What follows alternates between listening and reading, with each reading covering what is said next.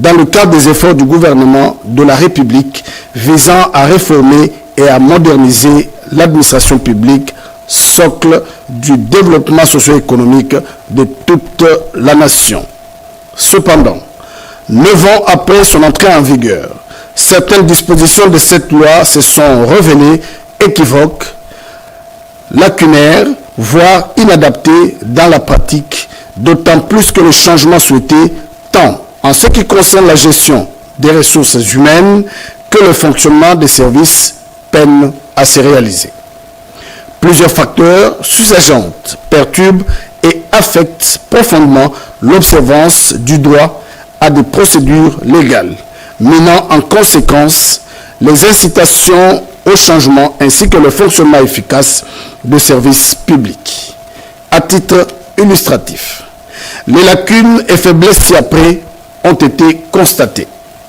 L'inefficacité des dispositions régissant les recrutements, le vide juridique sur la situation de l'agent qui décède au-delà de l'âge légal de départ à la retraite. La non prise en compte du grade de promotion à la retraite dans le calcul des allocations de fin de carrière ainsi que de la pension de retraite, préjudiciant ainsi les agents mis à la retraite avec le grade autre que celui de l'Omirata. Le silence de la loi sur les statuts de certains agents lorsque les services dans lesquels ils sont affectés changent de nature juridique ou se transforment en une structure dont le personnel ne peut être régi par les statuts de 2016. La non-prise en compte de la possibilité pour l'administration d'attirer et d'utiliser pour des périodes déterminées et dans certains emplois spécifiques des ressources humaines dotées d'expériences particulières au titre d'agents contractuels sans qu'ils soient forcément titularisés pour faire carrière dans l'administration. L'impossibilité pour l'agent de se retirer momentanément de l'administration pour des raisons de convenance personnelle, en plus de modalités d'interruption temporaire jusqu'à organiser en l'occurrence le détachement et la mise en disponibilité. La présente loi apporte les innovations suivantes. Le renforcement et la clarification des règles relatives au recrutement, à la promotion en grade et à la bonne gestion des ressources humaines des services publics de l'État. La consécration de la retraite à titre posthume pour les agents qui décèdent en activité de service alors qu'ils avaient rempli l'un des 2 critères de mise à la retraite. La valorisation du grade acquis lors de la mise à la retraite assortie d'une incidence budgétaire. L'instauration de la contraction au sein de la fonction publique. L'établissement de règles relatives à l'interruption temporaire de service pour des raisons d'exercice d'une activité économique ou pour d'autres susceptibles de contribuer au développement du pays.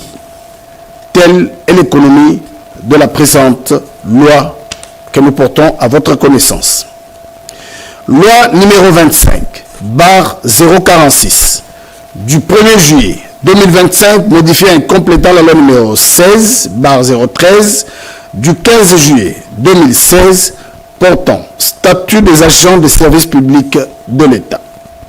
L'Assemblée nationale et le Sénat ont adopté. Le président de la République promulgue la loi dont la teneur suit. Article 1er. Les articles 1, 4, 14, 15, 18, 19, 22, 29, 30, 37, 39, 40, 41, 67, 68, 70, 71, 72, 74, 80, 83, 94, 117, 130, 134. L'intitulé du deuxième chapitre 6 et du chapitre 9, ainsi que la section première du chapitre 9 de la loi numéro 16/013 du 15 juillet 2016 portant statut des agents de carrière de service public de l'État sont modifiés et complétés comme suit. Article 1er. La présente loi fixe les règles concernant les statuts des agents de carrière de service public de l'État. L'agent de carrière de service public de l'État, si après l'agent est la personne nommée à un grade de la hiérarchie administrative pour occuper un emploi permanent budgétairement prévu dans un des services publics visés à l'article 2 de la présente loi. Lorsque la nature juridique d'un service public de l'État change, entraînant leur exclusion du champ d'application de la présente loi, les agents de carrière de service public de l'État qui y sont affectés passent d'office sous le régime du droit commun ou de tout autre statut compatible avec la nature du nouveau service.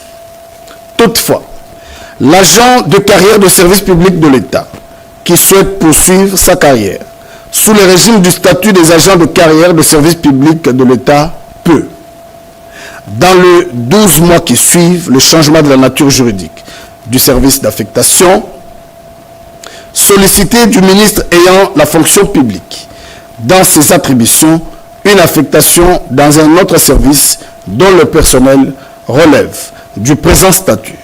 La demande doit être motivée. Article 4.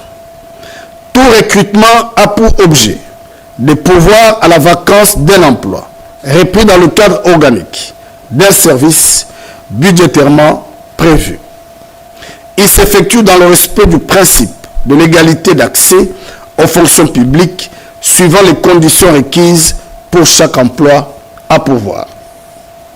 Les besoins de recrutement sont préalablement programmés dans la loi de finances de l'année. Pour chaque exercice budgétaire, le ministre ayant la fonction publique dans ses attributions détermine, en collaboration avec le ministre ayant le budget dans ses attributions, les plafonds d'emploi à rémunérer dans tous les services visés à l'article 2 de la présente loi. Un règlement d'administration fixe les modalités de détermination des plafonds annuels d'emploi à budgétiser. Article 14. La période probatoire permet à l'autorité compétente de se rendre compte du degré de conscience et d'aptitude morale et professionnelle de l'agent. Sans préjudice des dispositions spécifiques de certaines catégories d'emplois pour être admis et nommé à titre définitif, l'agent accomplit une période probatoire de 3 mois. Article 15. À l'issue de la période probatoire, l'autorité déterminée par règlement d'administration établit un rapport donnant en conclusion ses avis sur l'opportunité de l'admission et de la nomination définitive de la loi de l'agent. Ce rapport est adressé pour décision par la voie hiérarchique à l'autorité investie de ce pouvoir. L'agent qui n'est pas admis ou nommé à titre définitif est licencié d'office, sans aucune indemnité par l'autorité compétente. En cas d'admission et de nomination à titre définitif, l'ancienneté de l'agent court à partir de la date de son recrutement. Article 18. Les grades des catégories B et C comportent les échelons établis comme suit. Chef de division, échelon 2, échelon 1, chef de bureau, échelon 2, échelon 1, attaché d'administration de première classe, échelon 2, échelon 1, attaché d'administration de deuxième classe, échelon 2, échelon 1, agent d'administration de première classe, échelon 2, échelon 1, agent d'administration de deuxième classe, échelon 2, échelon 1. Les passages de l'échelon 1 à 2 au sein d'un grade s'effectuent dans les mêmes conditions d'évaluation que pour l'avancement en grade sur proposition de l'autorité responsable du service d'affectation de l'agent, après avis du Conseil supérieur de la fonction publique prévu aux articles 135 de la loi en vigueur. L'initiative de la promotion revient au service dont dépend l'agent.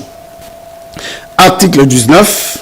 Les agents nommés au grade sont mis à la disposition des responsables de services administratifs et énumérés à l'article 2 de la présente loi par le ministre ayant la fonction publique dans ses attributions.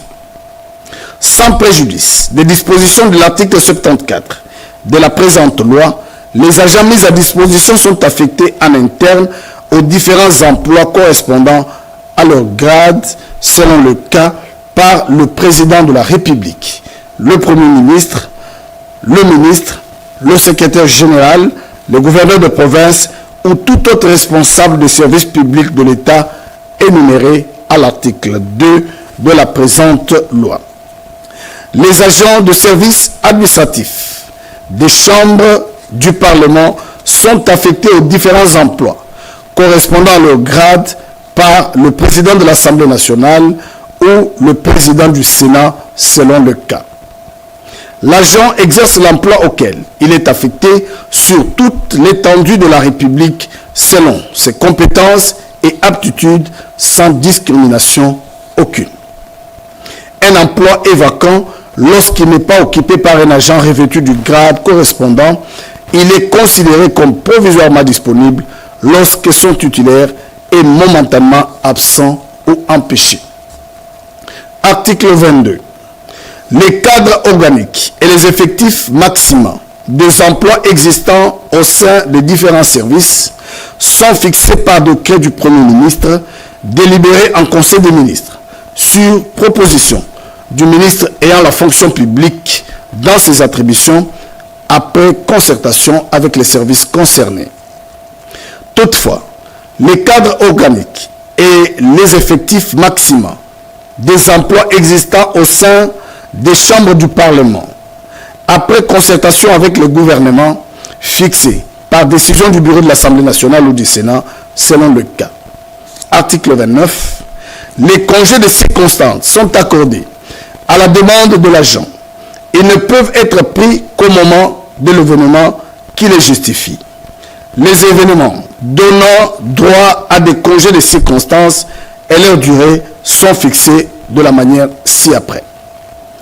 Mariage de l'agent, 5 jours ouvrables. Accouchement de l'épouse de l'agent, 7 jours ouvrables. Décès du conjoint ou d'un parent au premier degré, 10 jours ouvrables. Décès d'un parent ou d'un allié au deuxième degré, 3 jours ouvrables. Déménagement, 3 jours ouvrables. Mariage d'un enfant, 2 jours ouvrables. Article 30. L'agent de sexe féminin a droit à un congé de maternité d'une durée de 14 semaines consécutives, dont 8 semaines au moins après l'accouchement. Le congé de maternité est accordé sur présentation d'un certificat médical indiquant la date probable de l'accouchement. Sur demande de l'agent, les congés de maternité peut être rallongé de la durée des congés de reconstitution auxquels l'agent a droit au courant de la même année. Article 37. Les disponibilités à la demande de l'agent ne peuvent être accordées que dans le cas suivant. 1. Pour effectuer en République démocratique du Congo ou à l'étranger des études ou des recherches présentant un intérêt général pour le pays. Dans ce cas, la durée de la disponibilité ne peut excéder 5 ans. Néanmoins, cette durée est renouvelable une fois lorsque la spécificité des études ou des recherches le justifie. La disponibilité sollicitée pour raison d'études ne peut être accordée qu'à l'agent ayant acquis une ancienneté de 3 ans au moins dans la carrière. Pour des raisons sociales, dans le cas où l'agent accompagne son conjoint en mutation, dans le cas où l'agent accompagne son conjoint ou enfant mineur dans un lieu d'hospitalisation ou de traitement en République démocratique du Congo ou à l'étranger. Pour exercer un mandat électif, dans ce cas, la durée de la disponibilité correspond à la durée du mandat. Pour d'autres raisons de convenance personnelle, dans ce cas, la durée de la disponibilité ne peut excéder 5 ans consécutifs sur une période de 10 ans. La disponibilité, pour raison de convenance personnelle, n'est accordée qu'à l'agent ayant une ancienneté d'au moins 10 ans dans l'administration publique. Article 39. La situation de l'agent en disponibilité à sa demande est réglée comme suit. 1. Dans le cas où la disponibilité a été prononcée pour permettre à l'agent d'effectuer des études ou des recherches dans l'intérêt général pour le pays, l'agent perçoit le quart de son traitement majoré des avantages sociaux. La durée de la disponibilité est comprise dans le temps de service comptant pour l'avancement de grade et de traitement ainsi que dans la durée de la carrière. 2. Dans le cas où la disponibilité a été prononcée pour des raisons sociales, lorsqu'il accompagne son conjoint en mutation, l'agent bénéficie du quart de son traitement pendant une année pour autant qu'aucune possibilité d'affectation ne soit trouvée au lieu de nouveaux postes du travail du conjoint. L'agent bénéficie de la moitié de son traitement majoré des avantages sociaux pendant une période d'1 an, lorsqu'il accompagne son conjoint ou son enfant mineur dans un lieu d'hospitalisation ou de traitement. 3. Dans le cadre où la disponibilité a été accordée pour l'exercice des mandats électifs, l'agent perd le bénéfice de la totalité de son traitement et tous les avantages sociaux. Toutefois, la durée de la disponibilité et l'expérience acquise sont comprises dans le temps de service et comptent pour l'avancement en grade. Dans le cas où la disponibilité est prononcée pour raison de convenance personnelle, l'agent ne perçoit ni la rémunération ni des avantages sociaux. Dans ce cas, la durée de la disponibilité ne compte pas comme temps de service et n'entre pas en ligne de compte pour l'avancement en grade et de traitement. Article 40. La disponibilité rend provisoirement disponible l'emploi occupé par l'agent. À l'expiration de la période de disponibilité, l'agent est replacé en activité, sauf le cas de mise en disponibilité pour cause de maladie ou d'infirmité, de l'agent qui accompagne son conjoint en mutation, de l'impossibilité pour l'agent de rejoindre son poste de travail. Un règlement d'administration détermine les modalités de réintégration des agents au sein des services publics à la fin de la période d'interruption de leur service, notamment de disponibilité et de détachement. Article 41. L'agent sur qui pèsent des indices de faute suffisamment graves peut être suspendu de ses fonctions. Dans ce cas, la suspension n'est pas une sanction, mais une mesure conservatoire prise dans l'intérêt du service. La durée de la suspension ne peut excéder 3 mois. Dépassé ce délai, l'agent reprend ses fonctions d'office. La suspension est accompagnée de l'ouverture d'une action disciplinaire. Elle est décidée par l'autorité hiérarchique dont relève directement l'agent. Le ministre de la fonction publique, dans ses attributions, dispose de la plénitude de l'action disciplinaire. Il peut déléguer ce pouvoir au chef hiérarchique de l'agent. Article 67. Suivant la gravité de fait, les sanctions disciplinaires applicables à l'agent sont 1. Le blâme. 2. La retenue du tiers de la rémunération pour une durée ne dépassant pas 1 mois. 3. L'exclusion temporaire avec privation de rémunération pour une période ne dépassant pas 3 mois. 4. La révocation. Article 68. Le blâme. La retenue du tiers de la rémunération pour une durée ne dépassant pas 1 mois ainsi que l'exclusion temporaire avec privation de rémunération pour une période ne dépassant pas 3 mois sont prononcés par le chef hiérarchique désigné par règlement d'administration. La révocation et l'exclusion définitive prononcée par l'autorité investie du pouvoir de nomination au grade dont l'agent incriminé est revêtu pour faute ou manquement grave au devoir de son État après avis du Conseil de discipline prévu à l'article 137 de la présente loi. La retenue ne s'applique pas aux avantages sociaux de l'agent. Article 70. L'évaluation est obligatoire pour tout agent soumis au présent statut. Elle a pour objet d'apprécier la valeur professionnelle de l'agent en évaluant ses compétences, son assiduité, son intégrité, son sens social, sa conscience professionnelle ainsi que son aptitude à exercer ses fonctions. Cette appréciation peut être revêtue de formes diverses selon le contexte dans lequel elle s'inscrit. Elle prend notamment la forme d'un entretien professionnel entre le supérieur hiérarchique direct et l'agent évalué, au cours duquel sont examinés les objectifs assignés à ce dernier ainsi que les résultats effectivement atteints. L'évaluation est réalisée après chaque année civile, au plus tard le 31 janvier de l'année suivante. L'absence d'évaluation des agents d'un service après cette date constitue une faute disciplinaire à charge de l'autorité compétente. Le chef hiérarchique compétent établit un bulletin qui décrit brièvement les objectifs et les tâches assignées à l'agent ainsi que les résultats réellement atteints en fin d'année.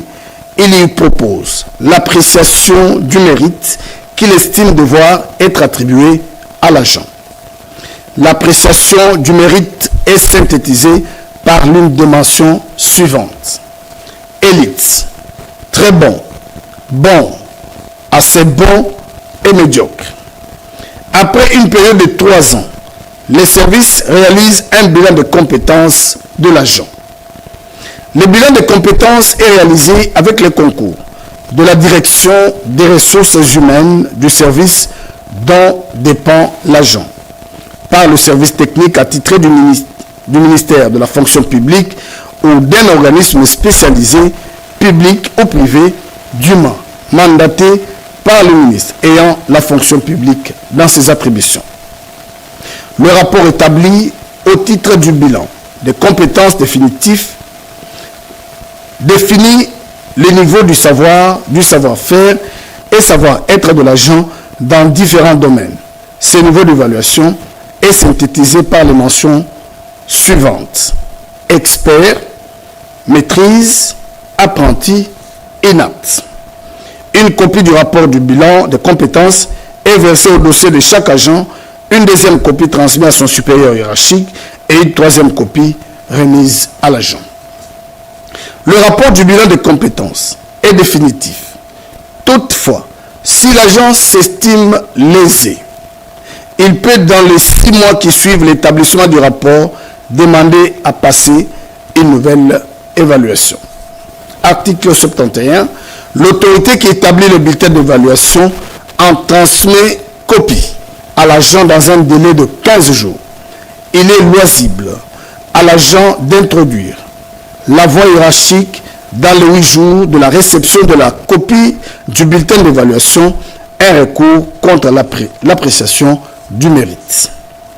Le recours accompagné des avis des supérieurs hiérarchiques de l'agent est transmis avec le bulletin d'évaluation à l'autorité compétente pour attribution définitive des appréciations. Nul ne peut s'opposer à la transmission d'un recours introduit par l'agent sous peine de sanctions disciplinaires. La décision d'attribution définitive de la note de l'évaluation n'est susceptible d'aucun recours. Un règlement d'admission fixe les modalités de l'évaluation. Article 72. Les promotions en grade ne peuvent avoir pour objet que de pourvoir à la vacance d'emploi budgétairement prévue dans les limites du cadre organique. Les candidats à la promotion doivent remplir les conditions suivantes. Avoir obtenu au moins l'appréciation très bon lors des 3 dernières évaluations et d'au moins des mentions maîtrise lors du dernier rapport de bilan des compétences. Avoir accompli 3 ans d'ancienneté au moins dans le grade immédiatement inférieur au grade de promotion. Avoir participé avec succès et s'être classé en ordre utile à un concours organisé pour le passage d'une catégorie à un autre, à l'exception de la première catégorie dont les 3 conditions énumérées ci-dessus sont requises pour le passage d'un grade à un autre. En cas d'égalité de réussite au concours, le candidat ayant obtenu la meilleure cote signalétique, a priori, toutefois, les conditions de promotion de l'agent effectuant la carrière plane sont déterminées par voie de règlement d'administration. Tout candidat qui a échoué 2 fois successivement ne peut prétendre à accéder au grade de directeur. Pour les grades inférieurs à celui de directeur, 3 échecs successifs privent l'agent du droit de participation au concours. Article 74. Le secrétaire général de l'administration est nommé par le président de la République sur proposition du gouvernement, délibéré en conseil des ministres parmi les hauts fonctionnaires revêtus au moins du grade de directeur dans l'administration publique. Des secrétaires généraux sont affectés et mis en service par le ministre ayant la fonction publique dans ses attributions. Les promotions au grade de catégorie B, C et D sont octroyées par le Premier ministre sur proposition selon les cas du ministre ayant la fonction publique dans ses attributions, du président de l'Assemblée nationale ou du président du Sénat, accorde la promotion au grade de directeur dans l'administration publique. Toutefois, sans préjudice des dispositions de l'article 92, alinéas 3 et 4 de la Constitution, par délégation du Premier ministre, le ministre ayant la fonction publique dans ses attributions accorde la promotion au grade de catégorie B et C. L'initiative de promouvoir un agent revient au service dont il relève. L'octroi d'une promotion de grade donne droit au traitement initial au grade conféré. L'agent qui jouit déjà d'un traitement supérieur à celui que donne l'avancement des grades conserve ce traitement majoré d'une augmentation de 3% calculée sur le traitement initial de son grade. Article 80. L'agent est d'office mis à la retraite lorsqu'il a soit atteint l'âge de 65 ans, effectué une carrière de 35 ans. Néanmoins, lorsque l'agent a accompli 35 ans d'ancienneté, mais qui n'a pas atteint 65 ans d'âge, le responsable du service d'affectation de l'agent peut, après consultation de l'agent concerné, solliciter du ministre ayant la fonction publique dans ses attributions une autorisation de maintien en activité de service jusqu'à ce que l'agent atteigne 65 ans d'âge. Cette autorisation est accordée sur décision du ministre de la fonction publique lorsque l'agent justifie des performances professionnelles exceptionnelles attestées par ses bulletins d'évaluation des 3 dernières années ou à l'initiative de l'administration en cas d'insuffisance professionnelle constatée par l'évaluation des 3 dernières années ne permettant plus son reclassement dans un autre emploi ou en cas d'une compromission liée aux insuffisances d'éthique et déontologie ne justifiant plus ses prestations dans les services publics, être mis à la retraite s'il accomplit une carrière de 25 ans au moins.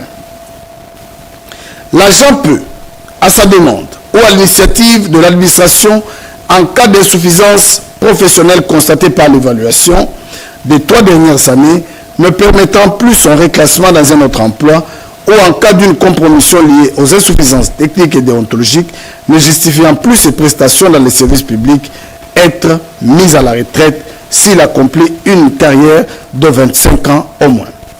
Dans l'intérêt du service et à la demande des responsables des services énumérés à l'article 2 de la présente loi, le ministre ayant la fonction publique dans ses attributions peut, à titre exceptionnel, autoriser pour une durée de 12 mois renouvelable une fois l'utilisation d'un agent mis à la retraite, lorsqu'en raison de son expertise et de son expérience, son rappel en activité est indispensable pour l'encadrement et la transmission de compétences générationnel, l'agent bénéficiera du rappel en service, ne participant pas à l'avancement en grade et ne pose plus des actes engageant le service. Il est soumis au régime des agents contractuels. Lorsqu'un agent ayant rempli l'un des critères de mise à la retraite décède en activité de service, une décision de mise à la retraite à titre posthume est prise en sa faveur. Dans ce cas, l'allocation de fin de carrière et de mise à la retraite et tous les avantages dus à la mise à la retraite sont versés à la succession constituée de l'agent conformément au code de la famille. Les indemnités de fin de carrière sont cumulées avec l'allocation de décès. À sa demande, l'agent en détachement peut bénéficier de mêmes avantages. La mise à la retraite est prononcée par l'autorité investie du pouvoir de nomination. Article 83. L'agent est licencié pour inaptitude professionnelle lorsqu'il fait preuve d'insuffisance professionnelle constatée par l'évaluation des 3 dernières années dans les emplois correspondant à son grade. Le licenciement est prononcé d'office lorsque l'agent a reçu 3 fois de suite la mention médiocre ou inapte après le bilan de compétences. Article 94. La liberté syndicale est garantie à l'agent de carrière de service public de l'État.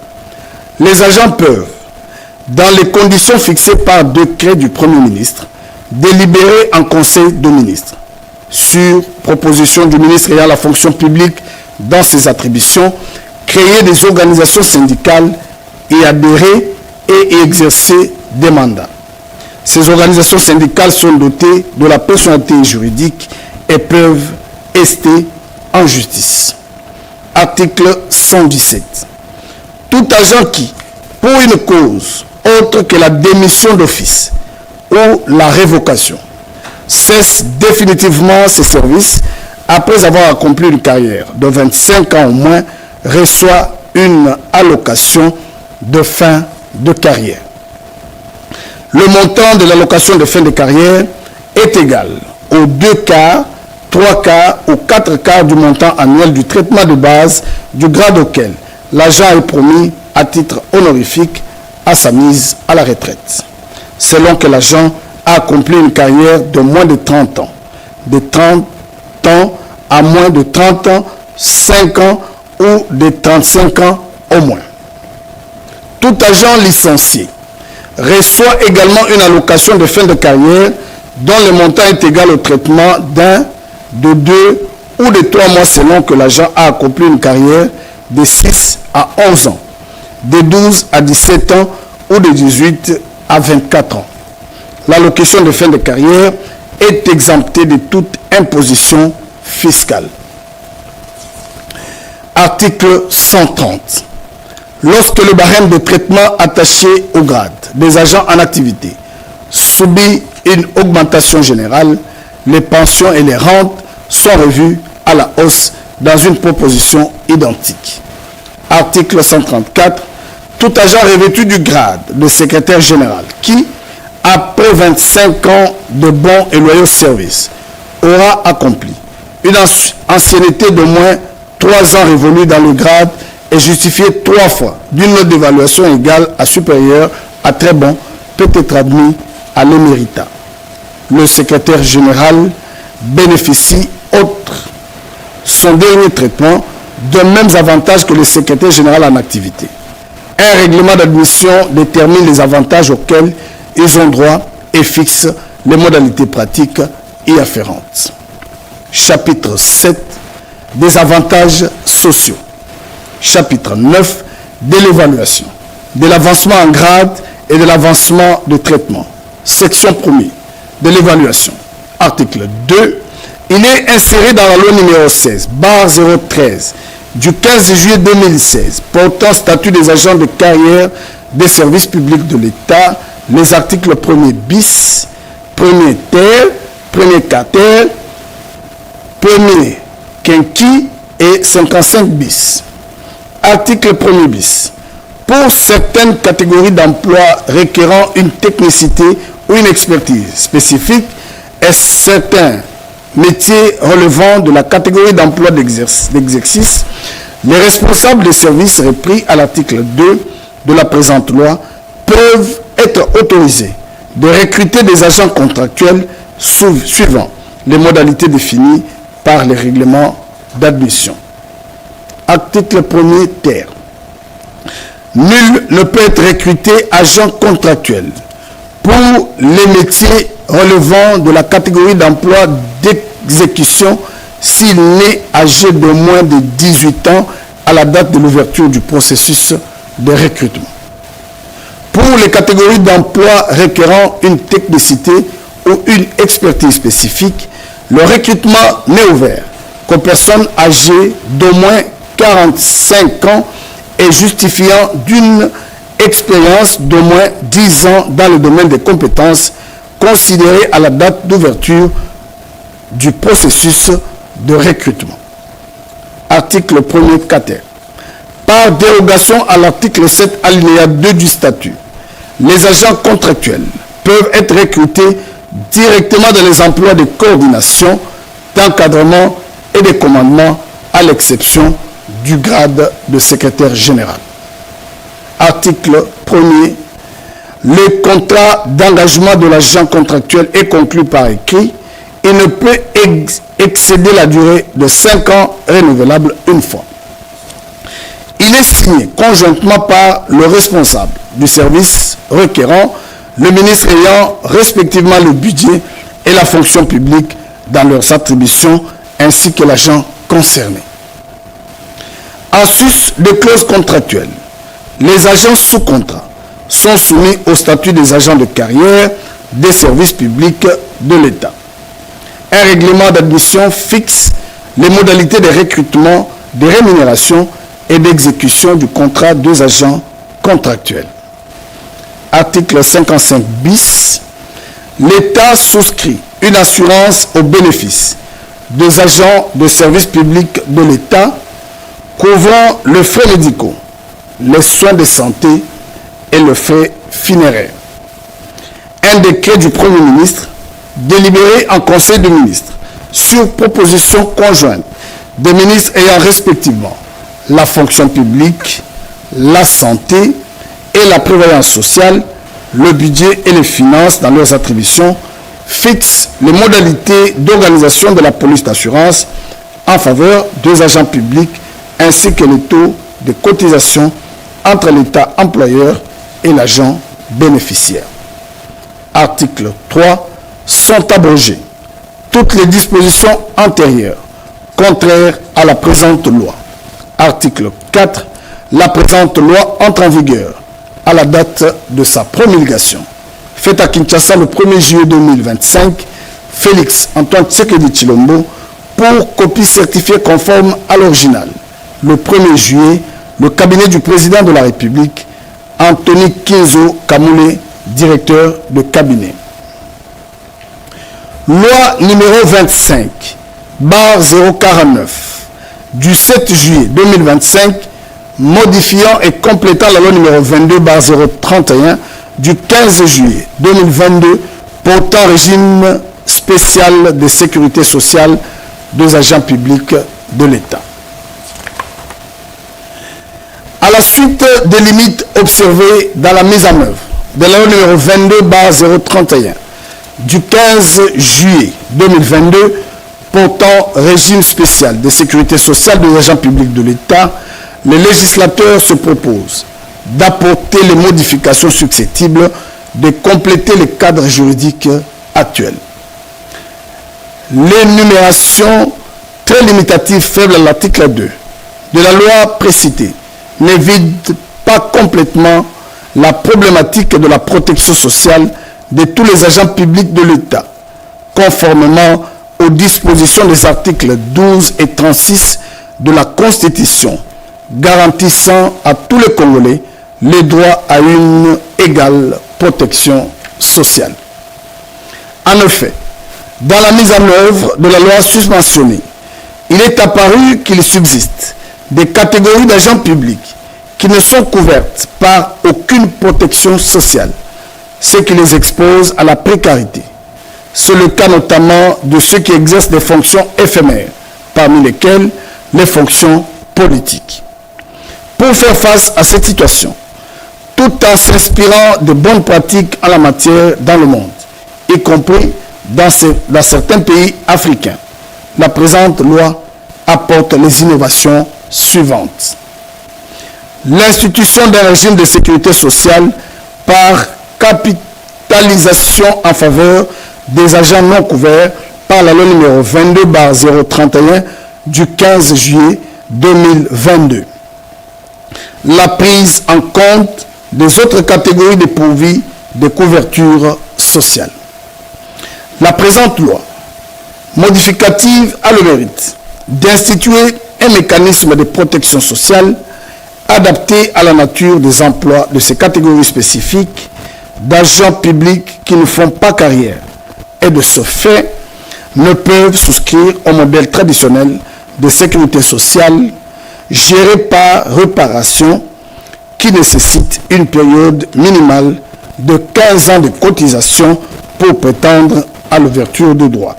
Telle est l'économie de la présente loi. Loi numéro 25/049 du 7 juillet 2025, modifiant et complétant la loi numéro 22/031 du 15 juillet 2022 portant régime spécial de sécurité sociale des agents publics de l'État. L'Assemblée nationale et le Sénat ont adopté. Le président de la République promulgue la loi dont la teneur suit. Article 1er. L'article 3, point 1 et l'article 25, ainsi que les intitulés de la section première du chapitre 3 de la section 15 du chapitre 4 de la loi numéro 22/031 du 15 juillet 2022 portant régime spécial de sécurité sociale des agents publics de l'État sont modifiés comme suit. Article 3. 1. Agent public de l'État. Toute personne qui exerce une activité publique de l'État ou est rémunérée par ce dernier. 2. Affiliation. Rattachement de l'agent public au service de sécurité sociale institué par la présente loi, tant au niveau de ses obligations, cotisations, que de ses droits, prestations. 3. Assiette de cotisation, l'ensemble des éléments de la rémunération de l'agent pris en compte pour le calcul des cotisations. Cotisation sociale. Prélèvement obligatoire périodique imposé aux agents publics de l'État, employeurs, destiné par la présente loi. Déchéance du droit à la pension, perte du droit à la pension de retraite, d'invalidité et des survivants, soit à titre de sanction, soit en raison du non-respect de ces conditions d'application ou à exercer. 6. Fonds de roulement, fonds servant au maintien d'un volume suffisant de liquidité pour faire face aux dépenses courantes. 7.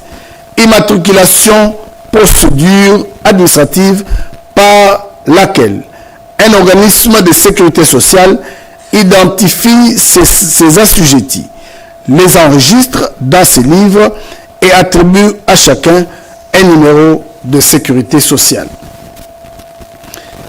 Invalidité, réduction partielle ou totale de capacité physique ou inapte à poursuivre son travail habituel.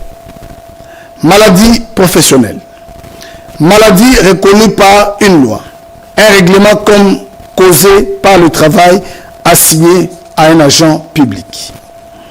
Pension, allocation régulière versée au titre de l'assurance vieillesse, de l'assurance invalidité et de l'assurance survivant.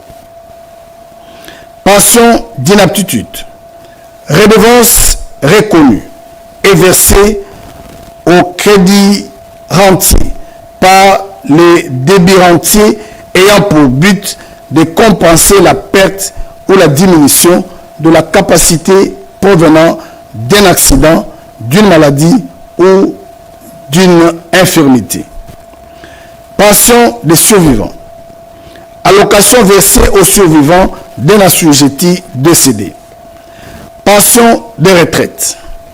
Allocation versée périodiquement aux agents publics admis à la retraite pour vieillesse aux carrières longues. Période d'assurance. Nombre de mois de cotisation requis pour bénéficier de la pension.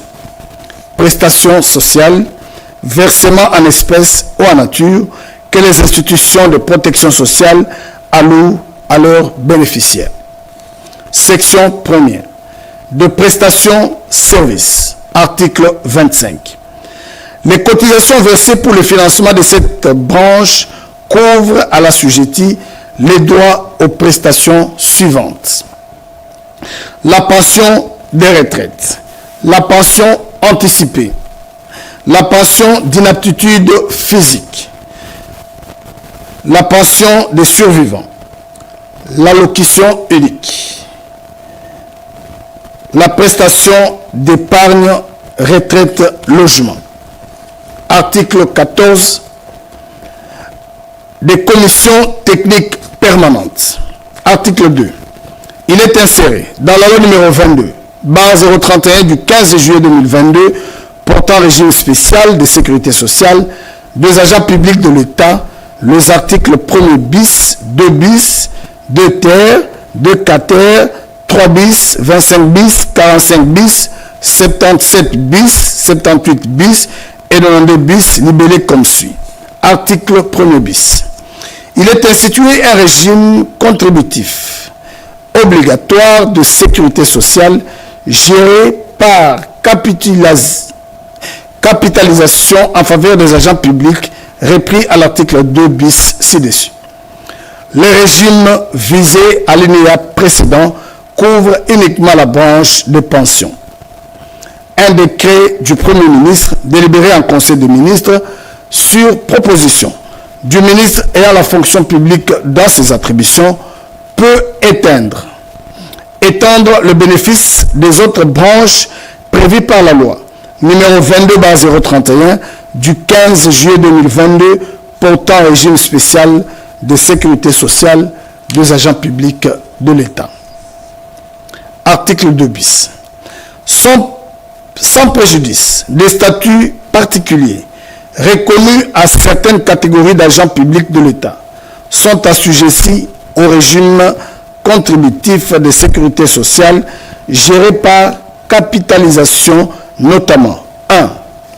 Les membres du gouvernement central, autres que le Premier ministre, les députés provinciaux, les gouverneurs de province, les membres des gouvernements provinciaux, les membres des organes délibérants et exécutifs des entités territoriales décentralisées, les membres du Conseil économique et social, les membres des institutions d'appui à la démocratie, les membres des cabinets des autorités et institutions ci-après, président de la République, membres du bureau de l'Assemblée nationale, membres du bureau du Sénat, membres du gouvernement, membres de la Cour constitutionnelle et du parquet général rattaché, membres de Cour de cassation et du parquet général y rattaché, membres du Conseil d'État et du parquet général y rattaché, membres de la Haute Cour militaire et de l'Auditorat général des forces armées, membres de la Cour des comptes et du parquet général y rattaché, membres des bureaux des assemblées provinciales,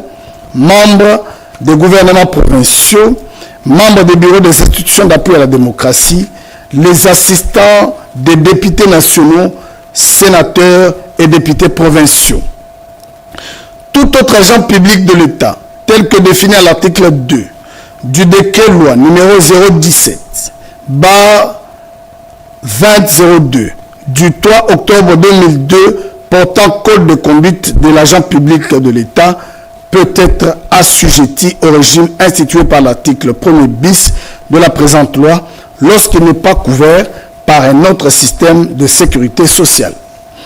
Il est un arrêté du ministre ayant la fonction publique dans ses attributions fixe les modalités d'application de l'alinéa précédent.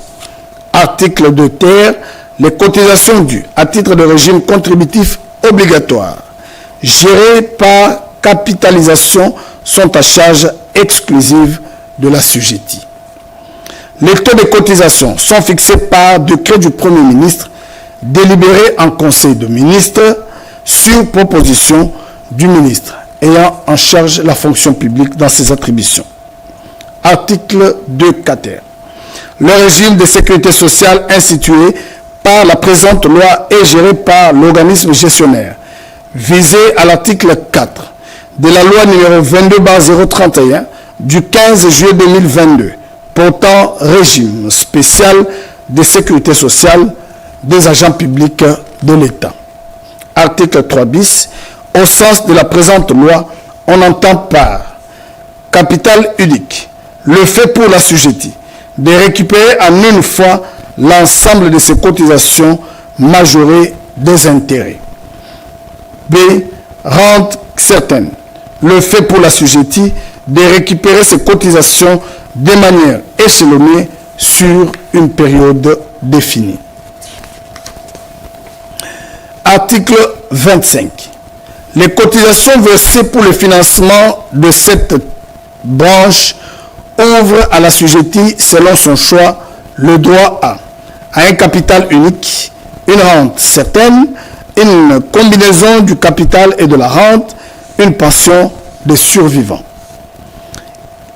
Il y a combinaison du capital et de la rente lorsque l'assujetti fractionne en deux parts son capital, dont l'une lui est versée en un montant unique et l'autre est versée suivant des mensualités convenues.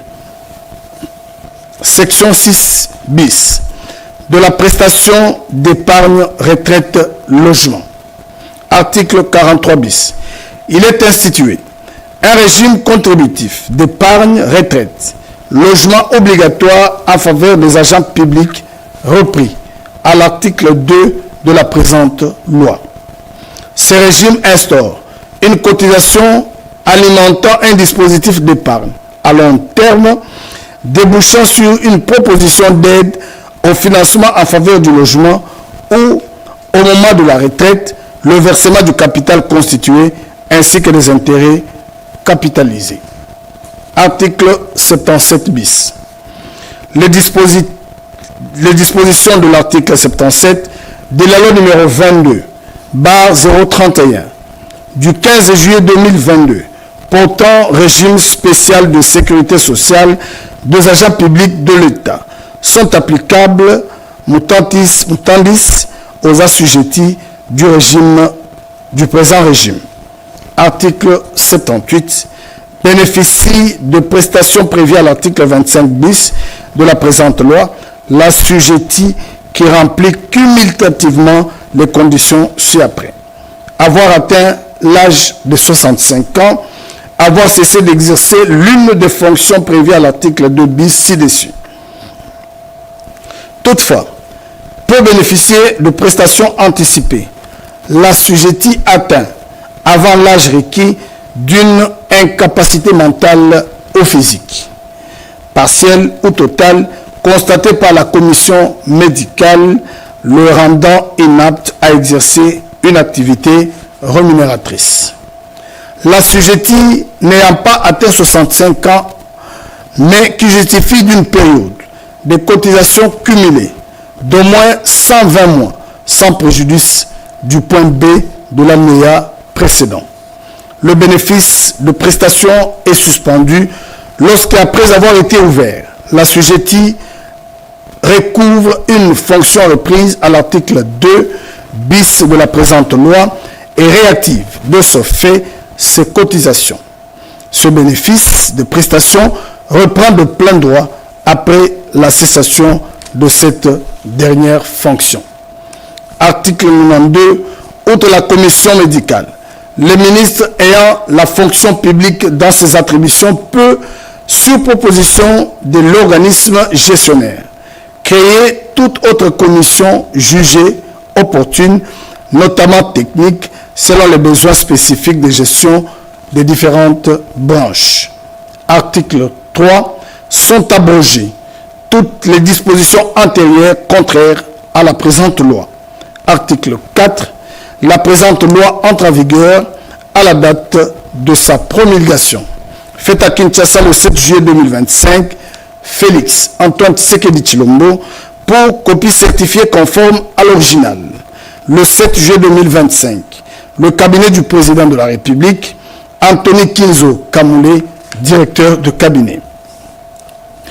Ordonnance loi numéro 25/036 du 8 juillet 2025 autorisant la ratification de l'accord sur les subventions à la pêche de l'Organisation mondiale du commerce.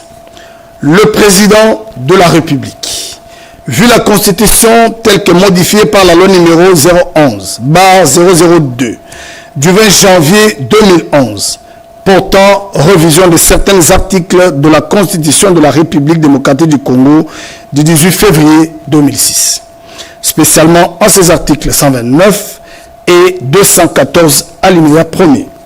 Vu la loi numéro 25/031 du 19 juin 2025, portant habilitation du gouvernement, vu l'ordonnance numéro 24/88 du 11 octobre 2024, portant organisation et fonctionnement du gouvernement, modalité de collaboration entre le président de la République et le gouvernement, ainsi qu'entre les membres du gouvernement. Vu l'ordonnance numéro 24/022 du 1er avril 2024, portant nomination d'un Premier ministre.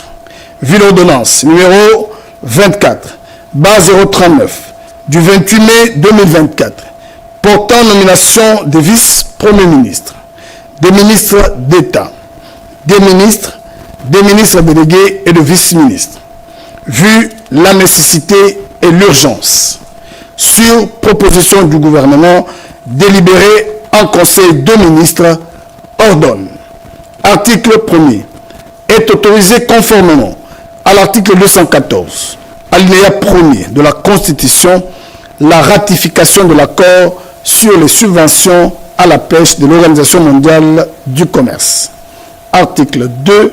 La présente ordonnance, loi, entre en vigueur à la date de sa promulgation. Faite à Kinshasa le 8 juillet 2025, Félix Antoine Tshisekedi Tshilombo, Judith Suminwa Tumuka, Premier ministre, pour copie certifiée conforme à l'original. Le 8 juillet 2025, le cabinet du président de la République, Anthony Kinzo Kamoulé, directeur de cabinet. Ordonnance loi numéro 25/037 du 8 juillet 2025 autorisant la ratification de l'accord sur la facilitation des échanges de l'Organisation mondiale du commerce. Le président de la République, vu la Constitution telle que modifiée par la loi numéro 11/002 du 20 janvier 2011 portant révision de certains articles de la Constitution de la République démocratique du Congo du 18 février 2006, spécialement en ses articles 129 et 214 alinéa 1er. Vu la loi numéro 25/031 du 19 juin 2025 portant habilitation du gouvernement, vu l'ordonnance numéro 24/88 du 11 octobre 2024 portant organisation et fonctionnement du gouvernement, modalité de collaboration entre le président de la République et le gouvernement ainsi qu'entre les membres du gouvernement. Vu l'ordonnance numéro 24/022 du 1er avril 2024 portant nomination d'un Premier ministre. Vu l'ordonnance numéro 24/039 du 28 mai 2024 portant nomination des vice-premiers ministres, des ministres d'État, des ministres délégués et de vice-ministres, vu la nécessité et l'urgence, sur proposition du gouvernement, délibéré en Conseil de ministres, ordonne. Article 1er. Est autorisé conformément à l'article 214, alinéa 1er de la Constitution, la ratification de l'accord sur la facilitation des échanges de l'Organisation mondiale du commerce. article 2, la présente ordonnance loi entre en vigueur à la date de sa promulgation. Faite à Kinshasa le 8 juillet 2025, Félix Antoine Tshisekedi Tshilombo, Judith Suminwa Tuluka, Premier ministre, pour copie certifiée conforme à l'original. Le 8 juillet 2025, le cabinet du président de la République, Anthony Kiezo Kamoulé, directeur de cabinet. Voilà tout pour la lecture de ces ordonnances.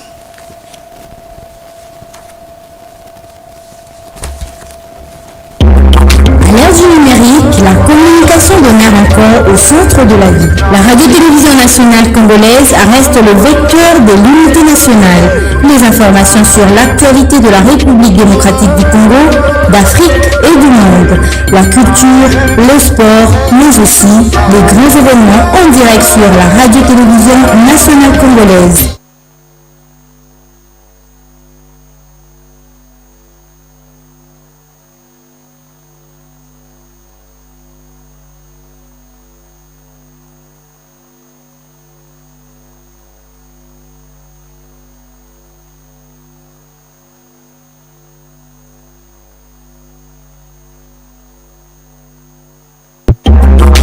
Du numérique, la communication demeure encore au centre de la vie. La radio-télévision nationale congolaise reste le vecteur de l'unité nationale. Les informations sur l'actualité de la République démocratique du Congo, d'Afrique et du monde.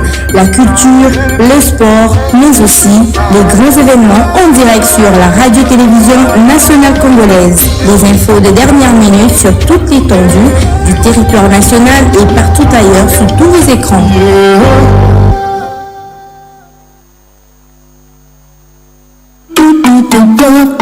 Tout de suite, magazine.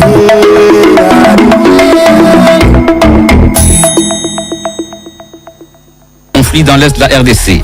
Des jours après la signature de cet accord, les interrogations demeurent dans l'opinion, aussi bien politique que publique.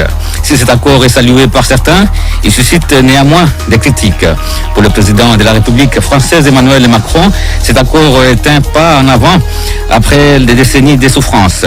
Dans une publication sur son compte X, il a parlé d'une bonne nouvelle pour la région des Grands Lacs. Cependant, le prix Nobel de la paix, le docteur Denis Mukwege, estime qu'en signant cet accord, le régime de Kinshasa a abandonné sa souveraineté aux mains des forces d'agression et légitimise l'occupation et les opérations d'une armée à la base des millions de morts, des centaines de milliers de femmes violées et du déplacement des millions de Congolais.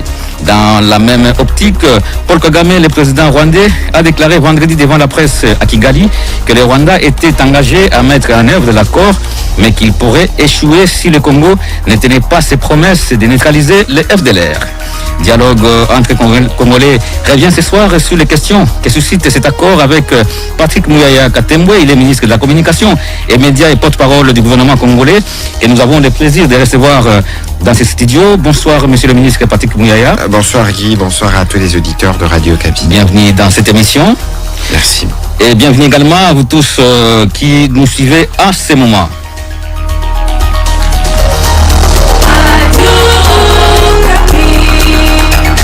Pour participer à l'émission, appelez le 081 051 66 78 ou contactez-nous par SMS 081 051 57 78 ou par mail dec@radiocapi.net. C'est une page importante qui se tourne entre la RDC et le Rwanda. Les deux pays ont signé, comme vous le savez, vendredi 27 juin 2025 à Washington, un accord de paix visant à mettre fin au conflit dans l'Est du pays sous la médiation américaine. Le ministre des Affaires étrangères de la RDC et du Rwanda ont paraphé les textes lors d'une cérémonie présidée par le secrétaire d'État américain. À cette occasion, Massad Boulos, conseiller principal pour l'Amérique du président américain, est revenu sur les grandes lignes de ces textes qui engagent les deux pays à mettre fin au soutien aux groupes armés dans l'Est du pays. On l'écoute dans cet élément choisi par Martial Papi Moukeba.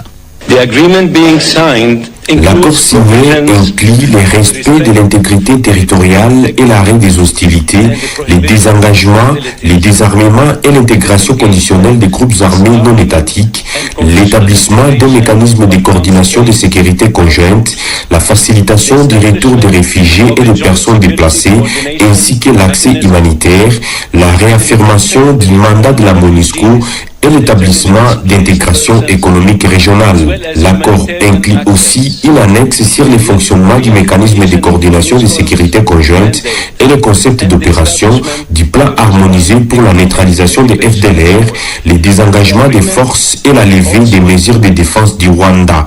Avec les signatures des parties aujourd'hui, l'accord entre immédiatement en vigueur. With the parties' signatures today, the agreement immediately enters into force. Patrick Mouyaya Katembwe, ministre de la Communication et Médias, porte-parole du gouvernement congolais.